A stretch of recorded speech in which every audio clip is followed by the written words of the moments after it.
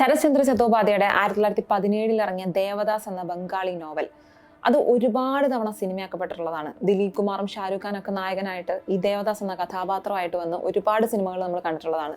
അതേ ക്ലാസിക് നോവലിനെ തന്നെ ഒരു ഗ്രിറ്റി ഗാങ്സ്റ്റർ ഡ്രാമയാക്കി പുനഃസൃഷ്ടിക്കുകയാണ് അരുൺ മാതേഷ് സംവിധാനം ചെയ്ത ലോകേഷ് കനകരാജ് വാമിക ചിത്രം DCയിലൂടെ. ബോണി ആൻഡ് ക്ലൈഡ് ക്രിമിനൽ കപ്പിൾസിന്റെ റെഫറൻസ് ആണ് ഇത് പ്രധാനമായി എടുത്തു പറയേണ്ട മറ്റൊന്ന്.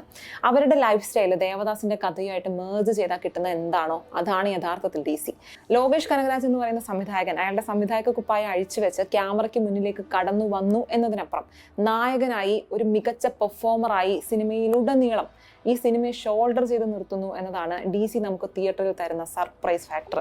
അതിനൊപ്പം തന്നെ സംവിധായകൻ അരുൺ മാതേശ്വറിന്റെ ഗംഭീര വിഷ്വൽ സെൻസ്, അയാളുടെ ഫിലിം മേക്കിംഗ് സ്റ്റൈലും സിനിമയുടെ മറ്റൊരു വലിയ അട്രാക്ഷനാണ്. റസ്റ്റിക് ആക്ഷൻ രംഗങ്ങളുണ്ട്, ഡാർക്ക് വയലൻസ് അറ്റ്മോസ്ഫിയർ ഉണ്ട്, ഭയങ്കരമായ ഇമോഷണൽ കോൺഫ്ലിക്ട്സ് ഉണ്ട്. ഇവയെല്ലാം ചേർന്നത് തന്നെയാണ് DCയുടെ ലോഗോ എന്ന് പറയുന്നത്.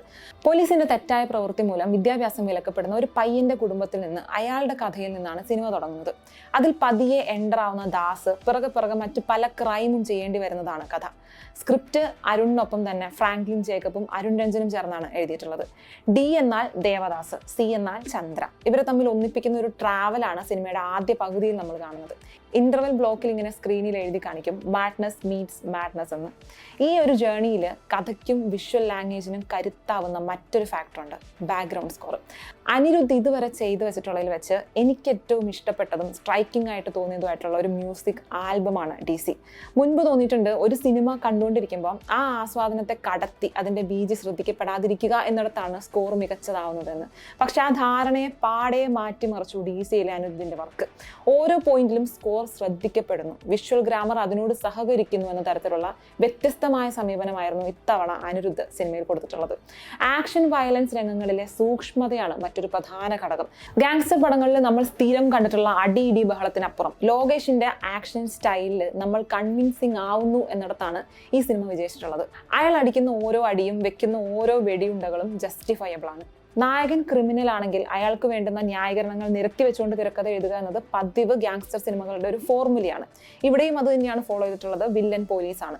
പക്ഷെ അസ്ഥാനത്തല്ലാത്ത ആ ജസ്റ്റിഫിക്കേഷനാണ് ദേവദാസിനൊപ്പം നമ്മളെ നിൽക്കാൻ പ്രേരിപ്പിക്കുന്നത്.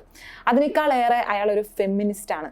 അങ്ങനെ പറയാൻ കാരണം ഒരു സെക്സ് വർക്കറാണ് വാമികയുടെ ചന്ദ്ര എന്ന കഥാപാത്രം. അവരോടുള്ള എന്ന് മാത്രമല്ല, ഈ ചന്ദ്രയ്ക്ക് ചുറ്റും അതേ ജോലി ചെയ്യുന്ന മറ്റ് സ്ത്രീകളോടുമുള്ള ദേവദാസിന്റെ അപ്രോച്ചിൽ നിന്നാണ് ദേവദാസ് ഒരു ഫെമിനിസ്റ്റ് ആണ് എന്ന തിരിച്ചറിവിലേക്ക് കാണികൾ എത്തിച്ചേരുന്നത്.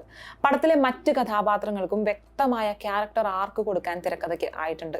പ്രണയ നായകൻ ദേവദാസിനെ ഗാങ്സ്റ്റർ ആക്കി പ്രസന്റ് ചെയ്യുമ്പോൾ അയാളുടെ കയ്യിൽ ഒരു തോക്ക് കൊടുക്കുമ്പോൾ അതിൽ അരുൺ വിഷ്വൽ ഗ്യാമറിൽ ശ്രദ്ധിച്ചിട്ടുള്ള ഒരു ബാലൻസിങ് ഫാക്ടർ ഉണ്ട്. ആ ബാലൻസിങ്ങിന്റെ ഘടകങ്ങൾ ദാസിന്റെ കയ്യിലെ തോക്കും ചന്ദ്രയുടെ കയ്യിലെ റോസാപ്പൂവും. ഒരു പോയിന്റില് ദാസ് ചന്ദ്രയോട് ചോദിക്കുന്നുണ്ട്, ഇത് വാടിപ്പോകില്ലേന്ന്. അപ്പൊ ചന്ദ്ര പറയും, ഇല്ല, പ്ലാസ്റ്റിക് ആണ്, എന്നെ പോലെയാണെന്ന്. ആ ഒരൊറ്റ മറുപടിയിലുണ്ട് ചന്ദ്ര എന്ന ക്യാരക്ടറിന്റെ സ്ട്രെങ്ത്. DC തിയേറ്ററിൽ നിന്നും കണ്ടിറങ്ങുമ്പോൾ സാറ്റിസ്ഫാക്ഷൻ തരുന്ന 2 ഘടകങ്ങളുണ്ട്. ഒന്ന്, ലോകേഷ് എന്ന സംവിധായകനെ ഒരു നടനായി നമുക്ക് കാണാൻ പറ്റി എന്നുള്ളത്.